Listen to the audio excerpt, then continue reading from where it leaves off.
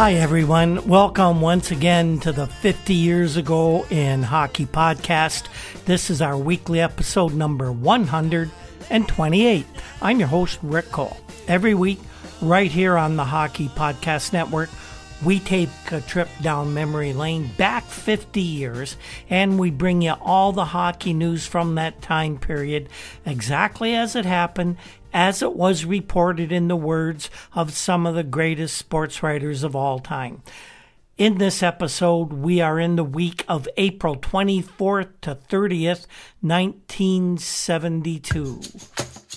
If you like what we do here on the podcast and every day on Twitter, you can help us out by going to patreon.com/hockey50years and subscribe to the podcast. Our subscribers get early access to each week's free podcast, and we also have some special content that we put out over the last couple years where we delve more deeply into the issues that made the big news in the hockey world at that time. We have more special features planned for our Patreon folks, and we have a lot of historical stories you probably won't find anywhere else, especially about the founding of the World Hockey Association. So that's patreon.com/hockey50years to subscribe, and we thank you for your support. So as we go into this week, the Rangers have swept the Blackhawks out of the playoffs, and on Tuesday night, the Bruins were to meet the St. Louis Blues in St. Louis to try and complete that completely expected sweep as well. And we're going to talk about the games. The Bruins, as you know, would sweep the Blues, and the Stanley Cup playoffs would start on Sunday. We'll get to all the games that were played this week, but first we want to do some quick notes from around the hockey world this week, because there was a lot of news, as there always is during the Stanley Cup playoffs. You get a lot of hockey people together, and news, off-ice news is usually made. So we start off with the elimination of the Toronto Marlboros from the Ontario Hockey Association Junior A playoffs. General Manager Tommy Smythe, who's basically run that organization the past few years, he announced he would not be returning to the team, and thus he becomes the last member of the legendary Smythe family to leave the Maple Leaf Gardens organization, and we all felt a twinge of sadness over that event. Here's a neat story about Rangers rookie forward Gene Carr and the last game that the Rangers played to eliminate Chicago in 4 straight. Now, Carr was one of the heroes of the Rangers' 6-2 win in that 4th game, and that hammered the final nail in the Blackhawks' coffin. He smuggled a hockey stick out of Madison Square Garden after that 4th game. Now, it was not the stick with which he scored his first Stanley Cup playoff goal, and that happened at 18:22 of the second period. No, this was an even greater treasure for Gene Carr. It was the stick which Bobby Howe had used to open the scoring in the game for the Blackhawks. So Red Burnette of the Toronto Star asked the rookie, "What the heck were you doing with that?" Well, Carr said that the Jet has been my idol for a long time, and I asked him for the stick when we tangled back of their goal. The kid just admitted it. He said Carr said it was great of Hull to remember after the game, and he sent the stick to the Rangers dressing room before the Hawks left the rink. Now, after a defeat like that, most guys would have been too cheesed off. But Bobby Hull, according to Gene Carr, is the greatest, and a lot of people thought that of Hull at that time. Now, Carr recalled that he was the stick boy for the Rangers during a preseason game in Nanaimo, BC, and that was 10 years ago. Rangers trainer at the time was Frankie Pace, and he gave Carr a broken stick and a buck for his night's work. Last night, the win assured Gene Carr of a $7,000 slice of the NHL playoff pot And it could be more if they beat the Bruins. Well, Blackhawks president Bill Wurtz, everyone expected him to explode like an atom bomb after his team was eliminated 4 straight. But Bill seemed to want to take the high road in this instance. He said that although he was very disappointed with his team's loss in 4 straight games to the Rangers, he was not going to be pushing any panic buttons. And in any event, he was sure that Coach Billy Ray and General Manager Tommy Ivan will have jobs in the Chicago organization for life. What jobs they might have are not clear.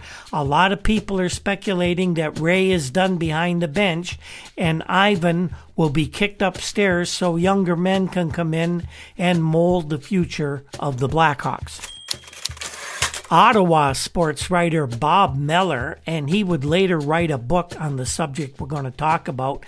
This week he was reporting that the World Hockey Association Ottawa Nationals are negotiating with the Red Wings forward Mickey Redmond and Penguins winger Eddie Shack. And Shack would be a great draw for the WHA. Now, he got a hold of owner Doug Michelle, and Michelle said, I don't like to name drop. I don't like to just throw names out there, but Michelle did admit that he is trying to negotiate with Red Wings fine young player Marcel Dion to bring him to Ottawa. This was a bit of a strange one to we Leaf fans. King Clancy this week became the first non-player to win the J.P. Bickle Memorial Trophy. Now, that trophy is annually awarded by the team's board of directors to the top Maple Leafs player in a given season. People like Ted Kennedy, Johnny Bower have won it, and there have been years when the trophy simply wasn't awarded because the board felt that no player was deserving of the honor. Well, this year, King Clancy was given the trophy. Now, the King, if you remember, took over coaching the Leafs in early February, when Johnny McClellan fell ill, and the King led the Leafs to the Stanley Cup playoffs, where they were taken out by the Bruins in 5 games. Milt Dunnell of the Toronto Star tells us that McClellan is no worse than even money to return to the Leafs coaching post next season. Johnny is feeling much better these days, and Harold Ballard has gone on record saying he will not replace a man if he's well enough to continue. No one should lose their job just because they got sick unless they're too ill to carry on. Well, Mac will confer with his family in the near future and inform Ballard whether he will be well enough to coach next season. Now, in a related story, a Pittsburgh sports writer called Harold Ballard to ask him if he were at all interested in the Penguins coach Red Kelly for the Leafs job. Now, if the truth were to be known, Ballard is very, very interested in bringing Red back to Toronto, but he's not going to say a word about that because Pal Hal likes only one thing more than his hockey team, and that's saving a buck. And he would certainly get a big fine from the NHL if he mentioned how much he would like to see Red Kelly behind the Leafs bench. Red, by the way, did sign a contract extension after the season with the Penguins. So it would seem right now that the chances of him going to Toronto would be between slim and none right about now. The New York Rangers have announced that they're taking over the operation of their American Hockey League farm team, the Reds, who play in Providence, Rhode Island. That means that the contracts of general manager Dave Creighton and coach Larry Wilson will not be renewed, and the New York people will name the replacement shortly. For those younger hockey fans who remember Adam Creighton, who played in the NHL so well, Dave Creighton was Adam's father. Here was a news item that upset me at the time. The Ontario Hockey Association has approved the transfer of the Niagara Falls Flyers franchise to Sudbury, Ontario. Niagara Falls City Council was livid at the decision by former owner Hap Ems to sell to Sudbury, Ontario interests because there were groups in Niagara Falls that were planning on making an offer for the team and keeping it in the Niagara region. So the Niagara Falls Council is going to appeal and protest this whole thing to whomever might listen. They've even said they'll go to the Ontario government in an effort to keep the team in the Cataract City. Well, NHL President Clarence Campbell seems like he's on a perpetual vacation the way he's traveling North America these days. This week, he was in Kansas City, Missouri. His purpose there was to interview the 4 applicants that have applied for an NHL expansion franchise for that city. Campbell and the rest of the Board of Governors are very, very, very high on the Kansas City location for an NHL franchise. And you got to wonder why. Apparently, one of the high-ranking executives who will be helping run the franchise should the NHL award a team to Kansas City. Wink, wink, nudge, nudge, and you'll see why I say that. The fella's name is Jeff Jennings. Now, if that sounds familiar to you, it's because it should. Jeff Jennings is the son of a fellow by the name of William Jennings, better known as the president of the New York Rangers and the chair of the National Hockey League Board of Governors Expansion Committee. Now, why would Jeff Jennings be so prominent in this? Because that's the way the NHL does business. And if you're going to hire a relative of Jennings, just remember what happened in 1967. If you remember, one of the teams that got an expansion franchise in was the Oakland Seals. You remember who their owner was, the first owner? A fellow by the name of Baron Van Gerbig, a guy who was a hockey fan, played a little bit of goal in college hockey, and somehow this guy, who proved to be completely incompetent, was awarded an NHL franchise. You know why? He was a tennis buddy of Bill Jennings. That's why. That's how the NHL did business 50 years ago, and not much has changed. Going into this week, it was looking like Minnesota North Stars defenseman Ted Harris was poised to jump to his hometown Winnipeg Jets. The main sticking point in Harris's negotiations with the North Stars was his demand for a no-trade clause. Ren Blair simply would not agree to that. But by Monday, Harris did agree to a 3-year contract with the North Stars. How did that happen? Well, no one would say for sure, and it doesn't seem to be on paper anywhere, but it's believed that Ren Blair promised Ted Harris a hefty bag of cash if he were to be traded to another National Hockey League team. 2 Detroit Red Wings defensemen underwent knee surgery on Tuesday of this week. They were Harris and Ernie Brown, 2 key members, by the way, of the Red Wings Blue Line Corps, and they both had ligament damage repaired.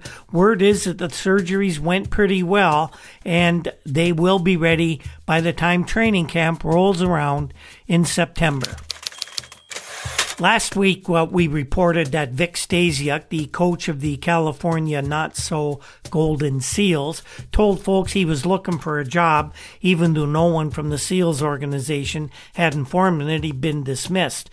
Vic had sent letters and made calls to general manager Gary Young and owner Charlie Finley, and he didn't receive any type of response at all. So he just figured that they were conducting business as usual for the Seals. And of course, Vic was right. This week, Young, presumably after letting Vic know, but you really don't know, announced that Stasiak's contract was not being renewed. No reason for the dismissal was given, and no replacement was announced either.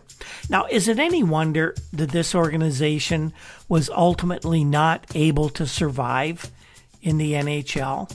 Typical NHL way of doing business. By the way, it's thought that Stasiak is going to land on his feet. Vancouver writers are telling anybody who reads their papers that it's pretty much a sure thing that Stasiak will replace Hal Layko in Vancouver. Stasiak goes back a long way with Canucks general manager Bud Poyle, and that's why it's thought that he would probably be brought in to replace Layko. But here's another bit of speculation. An Atlanta newspaper reported that Stasiak was hired by the Atlanta team's president, Bill Putnam, and Putnam hired Stasiak when he became the coach of Philadelphia, and they're reporting that Putnam may be going to bring Stasiak on board for the new Atlanta franchise as well, but that remains to be seen. The Calgary Herald sports editor Hal Walker says that people are figuring that Frank Mahovlich is talking seriously with the Houston team in the World Hockey Association, but Frank denies that. Walker also reports that Ted Green is reported to already have signed with the Winnipeg Jets of the WHA. Walker has lots going on this week. He says that it's a lock. Kansas City will definitely be one of those two expansion franchises added by the NHL for 74-75. And by the way, that announcement is going to take place in late May, probably around May 25th. And one other WHA signing as a player, former Pittsburgh Penguin George Connick, who has been out of pro hockey for 3 years, has signed on with the Minnesota Fighting Saints. The NHL in Cincinnati, well, it could be. They have gone on record as saying that they want a franchise. They put a $25,000 good faith fee on record with the NHL. And now the city council in Cincinnati has committed the city to building a National Hockey League quality sports arena on lands right next door to Riverfront Stadium, where the baseball Cincinnati Reds play.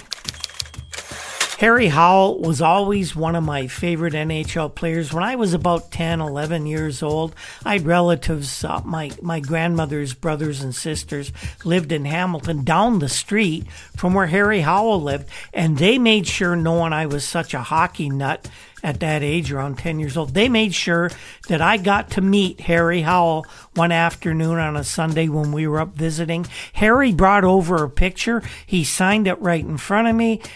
They took pictures with me and Harry. He was such a wonderful, nice man. I can't say enough good things about him. And so I always really liked Harry, even though he played for the rival New York Rangers. There had been times that he was rumored being traded to the Leafs, and I fervently hoped that was true. Never did come to pass. Well, this week, the New York Times is reporting that Harry is probably going to hang up his skates so he can become the first coach of the World Hockey Association New York Raiders. Now, why would they call a rival team the Raiders? It sounds so much like Rangers, but the guys with the high foreheads in WHA must have had a good reason for that. The Detroit Red Wings made the only real trade of this week when they sent defenseman Jim Niekamp to the Vancouver Canucks. And this actually wasn't even a real trade at this point anyway. What this actually was the completion of a deal that had been negotiated at the trading deadline in March that sent forward Ralph Stewart from the Canucks to the Red Wings. A couple of days later, the team said that the return would not be announced until after the season, so the guy who was the typical player to be named later was announced now, and that was Jimmy Niekamp. He goes to the Canucks, but he wasn't a Canuck for very long, because 2 days after that deal was announced, Niekamp announced that he was jumping to the World Hockey Association and he would now be playing for the Los Angeles Sharks. Well, another coach, NHL coach, bit the dust this week as well. The Los Angeles Kings fired Freddyglover, who was their fifth coach in as many NHL seasons. General manager Larry Regan announced that the club considered the job Glover had done in 68 games behind the LA bench as creditable, whatever that means. But the club decided not to exercise a contract option to retain him for the 1972-73 season. Glover, who was 43, was hired on October 30th last season, replacing Regan so he could concentrate on the GM job. He needs to concentrate on it more by the looks of the Kings franchise. At that point, the Kings were in an early season slump. Glover had been fired 3 games into the season by the Seals, whom he had coached for 3 years. And, of course, that's where he was replaced by Vic Stasiak. So Freddie and Vic can now look for jobs together by the looks of it. Under Glover, the Kings had an 18-42-8 record. Of course, that was good enough to finish dead last in the Western Division, 11 points behind the 6th-place Seals. Regan said when Freddie was signed as coach of the Kings, it had been agreed that he would be coach until the end of the 71-72 season. Although they did put the option to renew his contract. So, however how you spin it, they didn't like the way Freddyglover coached, but since he's a 5th guy in 5 years, it's pretty obvious that Larry Regan doesn't like the way anybody coaches. You just got to wonder when Jack Kent Cooke is going to tire of the way Larry Regan generally manages the LA Kings. This was an interesting little story this week. There was word out of Baltimore that Abe Pollin, who is the owner of the NBA, National Basketball Association, Baltimore Bullets, and he says he is going to apply for a National Hockey League expansion franchise. But the team will not likely be located in Baltimore, who have no suitable arena for NHL play right now. Apparently, Pollin, and we hadn't heard this name or this situation up until now, he wants to locate the new NHL team in the District of Columbia, where a new rink suitable for NHL play is under development. Now, I'm not sure at this point whether they had broken ground for the construction of the arena, but it sounded like pretty much a sure thing. Pollin, a pretty bright guy, thinks he's going to get in right on the ground floor, and so you're going to have a team from the NHL in the United States capital of Washington? Geez, that doesn't sound right. Frank Boucher was on the banquet circuit this week, and one young fellow at one of the hockey banquets they were at put up his hand. He had a question for Frank. Now, Frank was on a line with Bill and Bun Cook. They had played for the New York Rangers, and they had led them to their first Stanley Cup 43 years ago. That's how long ago it had been since the Rangers had won their first Stanley Cup. Well, anyway, Frank, Bill, and Bun Cook, they were known as the bread line because they certainly delivered the bread for New York. This young fellow asked Boucher, how do you get out of a slump? And Boucher, never shy about answering questions, very blunt, never worrying about his words at all, said, our solution to breaking a slump was really quite simple. We quit drinking, and we didn't start drinking again until the team started to win. So let's get to the playoff games now. Some indications of how the NHL does business. On Monday, the NHL announced that the Stanley Cup Playoff Final Series would begin the following Sunday afternoon at Boston between the Bruins and the New York Rangers. Nothing really remarkable about this, except for one slight detail. a detail that seems to have been overlooked by those who allegedly run the National Hockey League. Boston at this point had not yet eliminated the St. Louis Blues. True, Boston led the series 3-0. But shouldn't the league at least wait until rigor mortis had set in before declaring the Blues legally dead? Just a very Mickey Mouse move by a Mickey Mouse hockey league. No wonder years later Mario Lemieux would call the league a garage league. Wayne Gretzky would declare a franchise to be a Mickey Mouse franchise. And they've continued this way right up until the present. Now, the matter at hand on Tuesday night wasn't whether the Blues could extend the series to a 5th game. Rather, it was, could the Blues avoid a 4th straight embarrassment? Jerry Cheevers, the Boston netminder tabbed to start Game 4, did his part for the hype machine, trying to drum up a little interest by declaring he was a little scared of the Blues for this game. Cheevers said, "I'm not kidding," to people who snickered when he said he was worried. Cheevers said, "You can go back through the National Hockey League playoff history and find a team facing elimination really puts out. I don't care how badly St. Louis was beaten in the other 3 games." Cheevers said, "This will be the toughest game in the series." And actually, Cheevers was kind of right, as we'll see.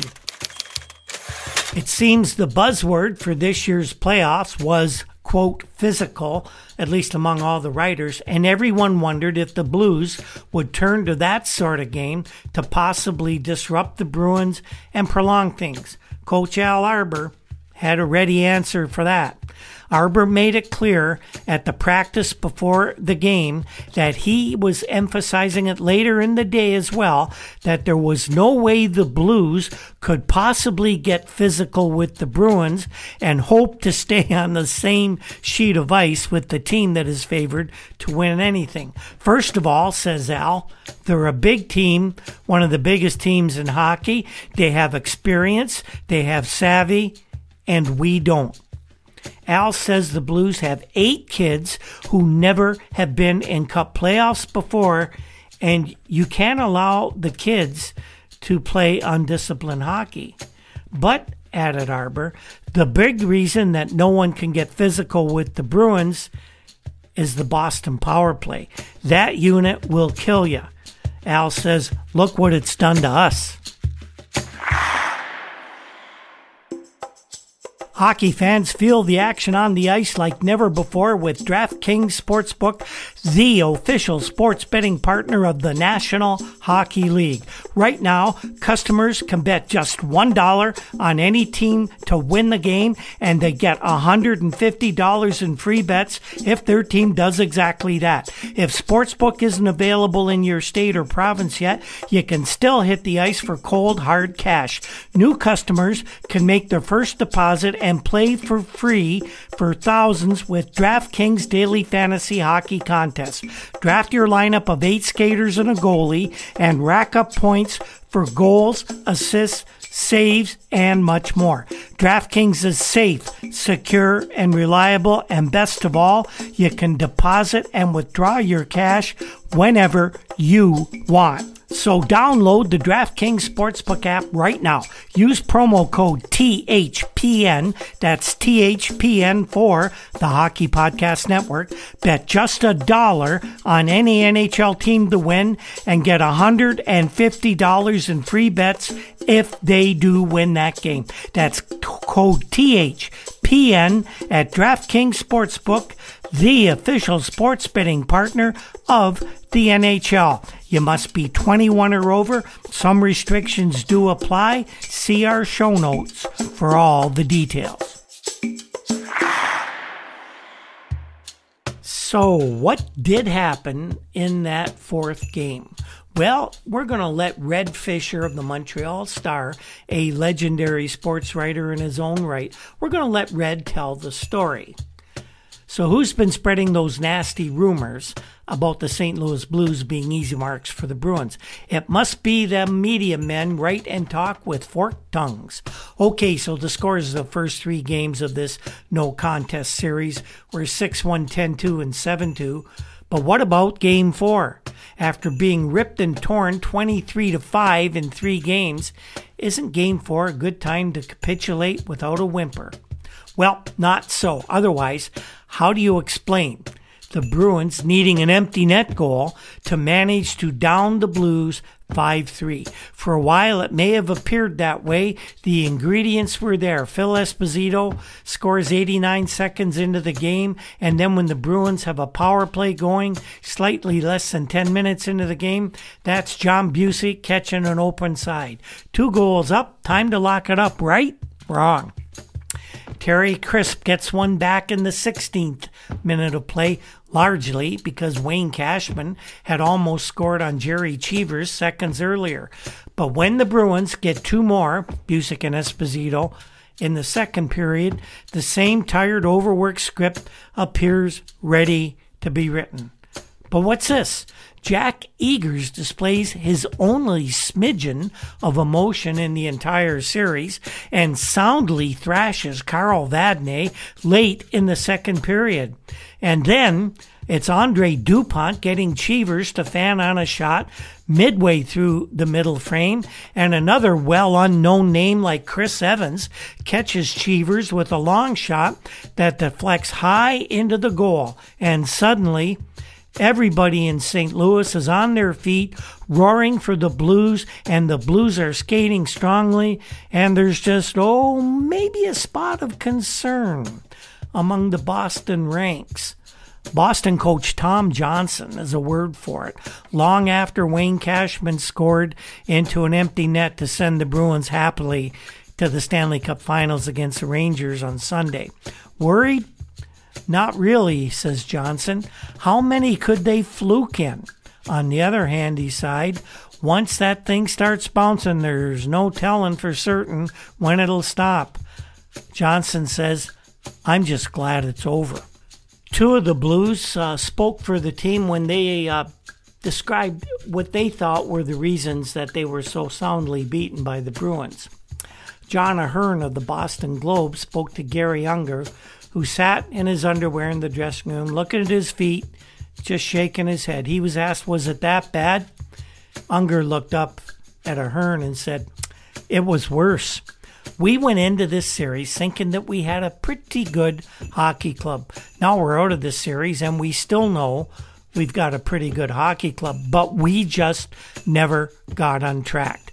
Ever since we beat Minnesota, we just haven't had it.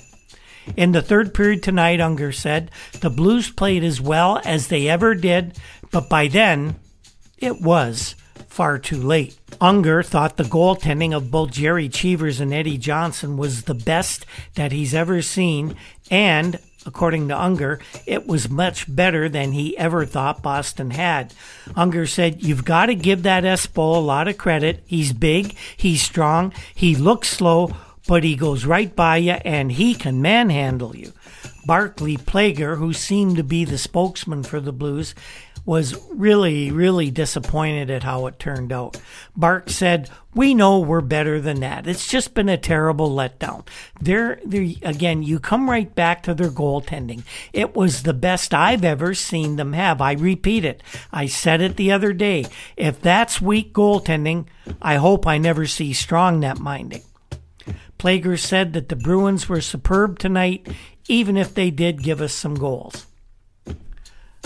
Plager said, I know Bobby Orr isn't right. Little did he know how correct he actually was. Plager said, we sat down on the ice one time and we just looked at each other and I said, are you hurting? He looked at me and he said, yes, no matter what. If Bobby Orr only had one leg, he'd still be the greatest thing out there. Orr just controlled the game tonight and he controlled all 4 games. But just look, Plager says, if all you've got is balanced, great goaltending and Orr, that's an unbeatable combination. We know that now if we didn't know it before. So that left us with a bit of a layoff from Wednesday to Sunday. And of course, there was lots of talk about the upcoming final in both Boston and New York and other NHL cities as well. This was considered an epic matchup, and rightly so. There were a lot of writers declaring how great the Rangers had become, But most of us who kind of study the game the way we did, we really couldn't see how New York, who were now mostly returning to health, by the way, could possibly get the best of the Bruins the way they were just plowing through the opposition. Now, one of the key men the Rangers were getting back from injury was center Jean Rattel, who, until he sustained that broken ankle back in early March, was matching Phil Esposito point for point in the scoring race. On Monday of this week, Ratty worked out with the team. Tim Moriarty of Newsday was there. Jean Rattel told Moriarty he felt happy and he looked it. The man his Ranger teammates called Johnny had just emerged from the first scrimmage in 8 weeks, and now he was seated in the locker room at Skateland listening to the jabbering and joshing that was going on around him. Phil Goyette, who was acquired from Buffalo after he retired from the Sabres, standing next to Rattel, said, "The man is back. I think he's going to make it." And Vic Hadfield, always a joker, cracked, "Yeah, but where are we going to play him?" Well, Rattel grinned about that. He slipped his right foot into a dark blue sock, then gently tapped his ankle, the one he shattered in the game against California on March 1st. Rattel said, "It feels okay now. It was a little stiff yesterday, but I think that's because I tried to do too much and I did a lot of walking around." So the scrimmage, which was conducted behind closed doors on the Rangers practice rink, had provided Rattel with the chance to test the ankle under almost game-like conditions, and he figures he'll be ready when the Rangers open the Stanley Cup Final this Sunday in Boston. Couple of other Ranger player notes going into the final series. Defenseman Jim Dorey, who'd been sidelined for 2 months with a separated shoulder, also engaged in his first scrimmage at the same time as Rattel. He said he absorbed a couple of fair body checks and suffered no pain in the shoulder. He too could be ready for the finals, as could Jimmy Nielsen, out since the opener of the Chicago series with a broken finger. But no decision has been made yet on which players the Rangers will dress. Eddie Giacomondo admitted that his strained left knee is still sore. The veteran goalie didn't suit up for the scrimmage. He spent part of the day undergoing diathermy treatment for the knee. He plans to test it during another Rangers scrimmage, probably on Wednesday or Thursday. But Emil Francis says Eddie's going to be ready. I just kept him off skates the past few days because I didn't want him to aggravate the knee. It seems there's always been an automatic sense of rivalry between the two cities, New York and Boston. There have been frequently emotional attitude among the athletes as well as among their fans. There was some talk about this. Derek Sanderson, who was at Boston Garden for a skate, he's trying to get back into some shape. He's looking rested and healthy after his recent trials with what was reported as colitis and some sort of virus. Tom Fitzgerald of the Boston Globe talked to Sanderson, who said, "We don't kid ourselves. We know this Ranger team is a very good club. It'll probably be a little physical, but we're not going to predict anything like that. We've learned all about making predictions. You don't hear us putting anyone down anymore, not even this kid." Sanderson said he was reading where Hadfield said the Rangers are unbeatable. Actually, what Vic said was he just couldn't fathom, he couldn't see anybody beating the Bruins or beating the Rangers as well as they were playing. Sanderson said, "Well, hey, good luck to you.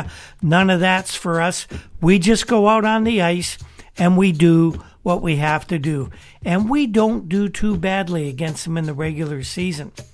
That illusion, of course, is inescapable. In 6 games from October through March, Boston lost the first one in Boston and then ran through 5 wins in a row against the Rangers, including all 3 matches at Madison Square Garden. We have a report from Red Burnette of the Toronto Star, who polled a group of knowledgeable hockey men scouting the playoffs for NHL clubs, trying to get an idea of who they were picking in the Stanley Cup Final. Red found that most of them were picking Boston. And they all gave the same reasons. Bobby Orr, the extra game of the best-of-7 series in Boston Garden if necessary, and of course the Bruins' power play sparked by Orr and center Phil Esposito. But the key factor that most of them spoke about was the fact that Boston took 5 of 6 NHL games from New York during the regular season. They said that will not have any effect on the bearing in this show. They point out that the Rangers were hurting from injuries when the Bruins mauled them, and that John Rattel and Peter Stamkowski are now healthy and will give the Rangers the depth they lacked at center during the regular season. The scouts also pointed to the way the Ranger line of Bill Fairbairn, Walt Tkachuk, and rookie Gene Carr has blossomed into one of the league's best over the past month. They wonder if the soft 4-game sweep against St. Louis has dulled Bruins and left them less than sharp for the major test. Man for man, they regarded the series as a standoff, except when Orr and Esposito are not on patrol. They wonder if the Ranger manager-coach Emil Francis can slow down Esposito by employing 4 centers, Rattel, Tkachuk, Stamkowski, and Bobby Russo, who made a living for years as a right-winger with Canadians. Francis says he may actually use 5 centers, given the veteran Phil Goyette the odd shift as well. Certainly, Francis is going to be using all of his men in an effort to tire the Bruins' big guns. In New York, they insist that either Rattel or Tkachuk can contain Esposito and that defenseman Brad Park, admittedly number 2 to Orr, will try harder to take up the slack. The only problem is that no one tries any harder than Bobby Orr, and no one can match him because of his superior talent. Orr and the home ice swing the cup to the Bruins. So Game 1 took place on Boston Garden on Sunday, April 30th at 2 p.m., seen nationally in the United States on the CBS television network and, of course, on Hockey Night in Canada. Now, this really was a strange Game 1. For a while, it actually looked like this might be a repeat of the series between the Blues and the Bruins. And we'll let Norm Miller of the New York Daily News tell you about it. Norm writes, okay, so the Rangers lost the Stanley Cup Championship playoff opener, but let's not hear any more nonsense about how they're owned by this Boston Bully Boys team. Not after the gutsy 3-goal comeback they made to tie the game in the final period, only to lose out 6-5 on a score by Ace Bailey, with just over 2 minutes left to play. For a while in the first period, when the Bruins almost incredibly scored 2 shorthanded goals within a space of 45 seconds to grab a 4-1 lead, it appeared that all the Rangers' nagging fears and self-doubts about Boston's domination had come back to torment them. And when Kenny Hodge completed a hat trick on his 3rd goal of the game midway through the middle period to shoot the Boston lead to 5-1, the standing room only crowd of 14,995 roared its delight, while the TV watchers in New York muttered, "Same old Rangers, just can't do nothing against them Bruins." Then suddenly, the Bruins stopped skating, and they picked up a few foolish penalties, and the Rangers all of a sudden reverted to many of the smart things they did in eliminating Canadians and Blackhawks, and things started coming their way. And before it was over, this was one tremendously exciting hockey game. A pair of power play goals, the first by Rod Gilbert in the second period and another by Vic Hadfield early in the third, hauled the Rangers to within 2 of the lead, and now the momentum had swung their way. A score by Walter Tkachuk off his own faceoff cut the Boston lead to 1 when Bruce McGregor whacked home a loose puck from in front of the net just a minute 29 later, and it was all even with just over half a period to play. Eddie Jackman, back in the Ranger goal after sitting out 3 games in the Chicago series. He made some beautiful saves to preserve the tie, but he just couldn't foil that last game-winning thrust by Ace Bailey. Bailey, taking a forward pass from Mike Walton outside the Ranger blue line, skated in alone down the left lane, circled around Brad Park of all people, and backhanded a shot from a few feet out, the puck clearing Jackman's right shoulder and plunking high into the goal. Goalie Cherry Cheevers and the Bruins fought off threats by Hadfield and Pete Stemkowski in the final minute, while the Rangers removed Jackman and attacked with 6 skaters. So the Rangers dropped this one, but they did it respectively in a manner that should erase many old bugaboos about the Bruins. Their game comeback today should even convince them they're an even match for the Bruins, even on Boston ice, where the second game will be played Tuesday evening. So before we leave you this week, we got 2 other stories we want to bring to you. First, we have a little bit of news about the upcoming Russia-Canada hockey series to be played in Canada and Russia this fall, 8-game series. Gordie Howe and John Beliveau, 2 of the National Hockey League's greatest stars, warned that the Canadian team that will meet Russia in an exhibition series better be well prepared. Beliveau said one thing for sure: the Canadians had better be in shape. They train differently over there in Russia. Here, we train for hockey only. Over there, they train to run, they train to play soccer, they train to do everything. Gordie Howe said they'll provide some surprises. They know they're ready, or they wouldn't have agreed to the games. And that was exactly the situation. Gordie said, John's right. They train differently. I haven't learned anything new at training camp for 24 years, telling you how the hockey world in North America runs. Same way it's always run. Beliveau added a warning about the scheduling of the 8-game series, which will pit Russia's national team against a team of Canadian professionals. They haven't been picked yet, by the way. The dates are too early, said Beliveau. Our boys may not be ready. I think it would be better if the series opened around September 22nd instead of September 1st. Then we would be better prepared. The Canadian game will have to start training around the 1st of August, as it is.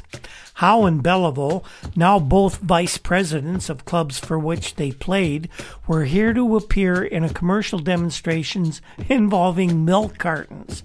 Their scheduled appearance on ice at Maple Leaf Gardens prevented them from continuing their conversation and discussing the picking of the 19-man team position by position, although that probably would have been a very good discussion to have.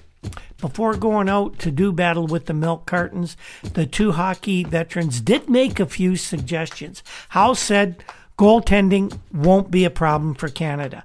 Gordie says you could pick 10 NHL goalies and you know that they would be strong between the pipes. Beliveau said, yep.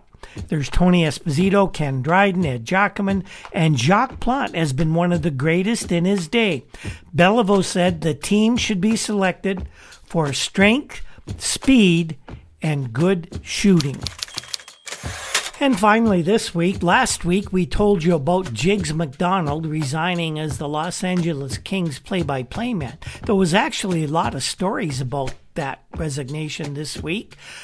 Mainly Jack Kent Cooke had not said anything about this. Now, we got a little bit of a story here, and you're going to find something about Jigs that I didn't know until this very time.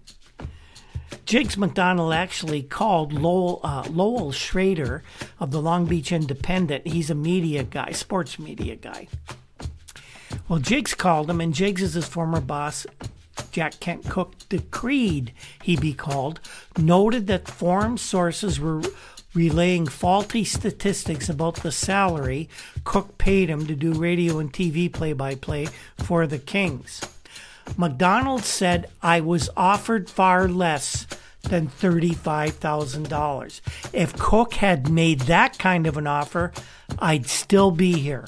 I haven't had a raise in 3 years, and I came to the club for union scale 5 years ago. Union scale to broadcast in the top professional hockey league in the world.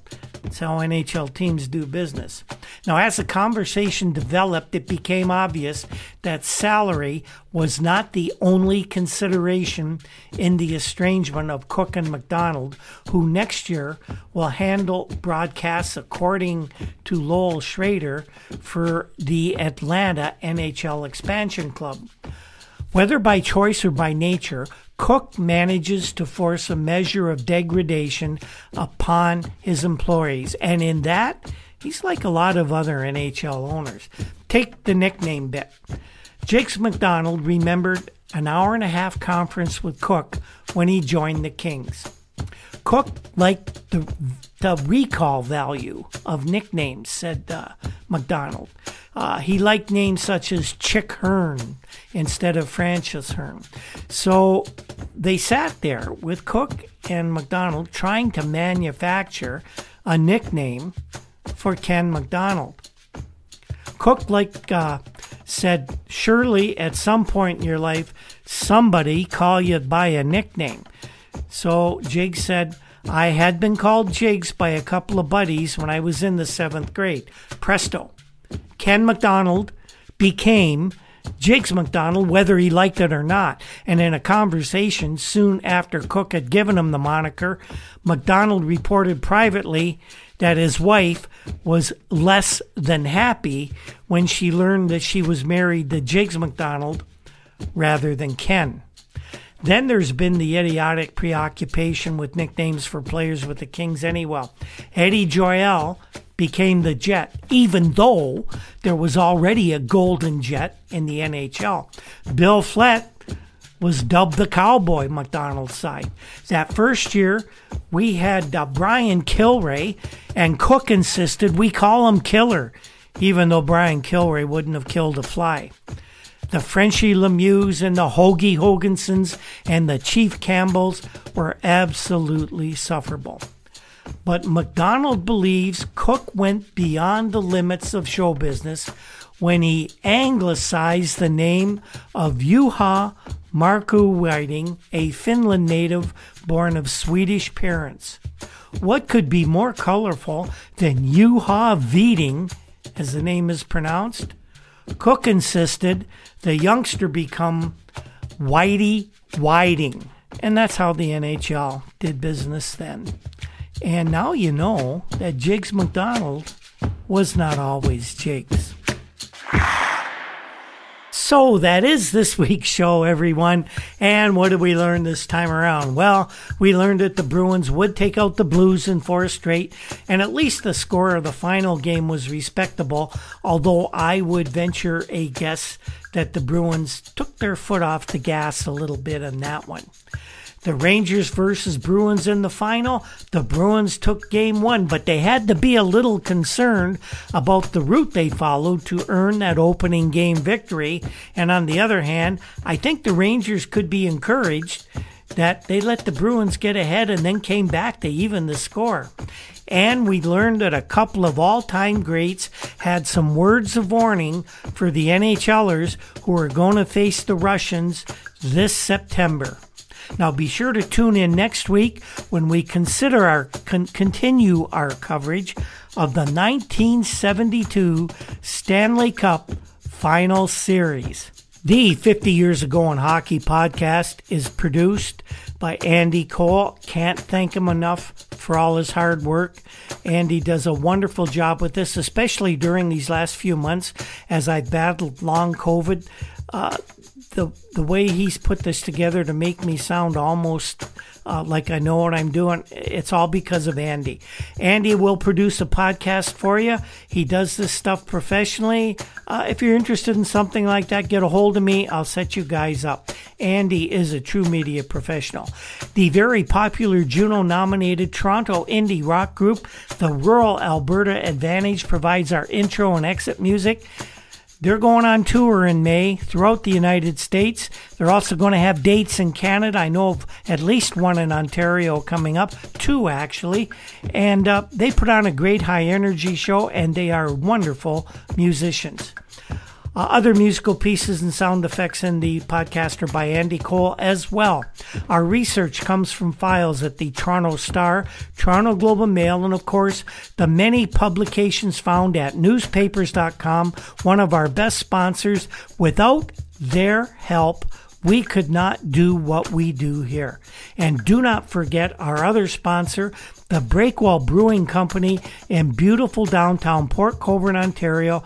I hope some of you managed to make it to the Niagara region this year. Look me up. We'll meet at the Breakwell for a burger and a beer.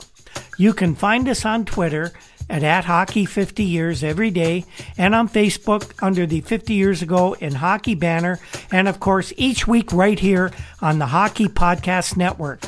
We have a WordPress site, hockey50yearsago.com, and if you download your podcasts from Apple or anywhere else, you can find us there as well. Thank you to everyone who tunes into our show. The 71-72 playoffs are going to be, this final series is going to be great, and we'll be bringing it to you all the way. And the upcoming summer, with the advent of the World Hockey Association and the Summit Series this summer, makes 1972 a very interesting year, and we hope you'll join us for that. When the ice breaks